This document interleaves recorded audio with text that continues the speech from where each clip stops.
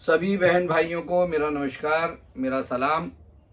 मैं मोहम्मद नाजिर अंसारी, प्रधानमंत्री जन कल्याणकारी प्रचार प्रसार अभियान अध्यक्ष दिल्ली प्रदेश।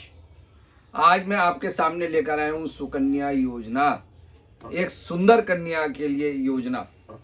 प्रधानमंत्री नरेंद्र मोदी ने एक योजना निकाली, बेटी बचाओ, बेटी पढ़ाओ, बेटी पढ़े आगे बढ़े।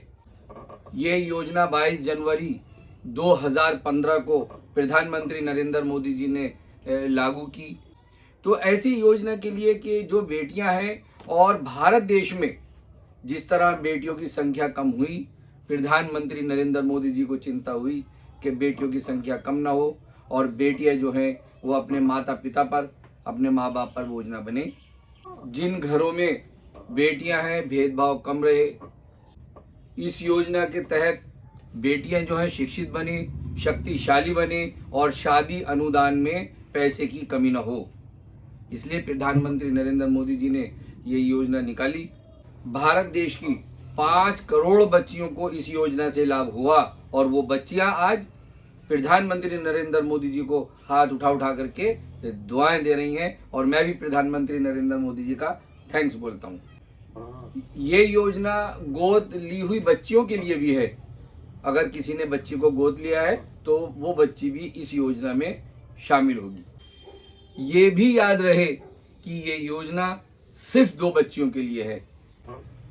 इस योजना का फायदा उठाने के लिए हम नज़दीकी डाकखाने में जाएं, जो हमारा नज़दीकी पोस्ट ऑफिस है वहां जाएंगे। 250 रुपए से हमारा खाता खुलेगा और इस योजना में अगर हम 250 रुपए महीना इसमें जमा करेंगे तो हमारा हो जाएगा 42,000। 14 साल में हमारे 42,000 रुपए जमा हो जाएंगे और जब बच्ची हो जाएगी 21 साल की तो उसको मिल जाएंगे 1,11,000 के लगभग। इसी तरह अगर हम 1,000 रुपया महीना हम जमा करें खाते में तो 14 साल में हमारे जमा होंगे 1,68,000 और जब हमारी बच्ची 21 साल की हो जाएगी तो 21 साल पूरे होने के बाद मिलेंगे उसको पूरे 5,11,000 के लगभग। इसी तरह अगर हम 12,500 रुपया यानी 1.5 लाख साल का जमा करते हैं और 1.5 लाख से ज्यादा हम इस खाते में जमा नहीं कर सकते, ओनली 1.5 लाख यानी 12,500 रुपया महीना अगर हम इस खाते के अंदर जमा करते हैं तो हमारा 14 साल में जमा होता है 21 लाख और जब हमारी बच्ची हो जाएगी 21 साल की तो उसको मिल जाएगा 64 लाख रुपया।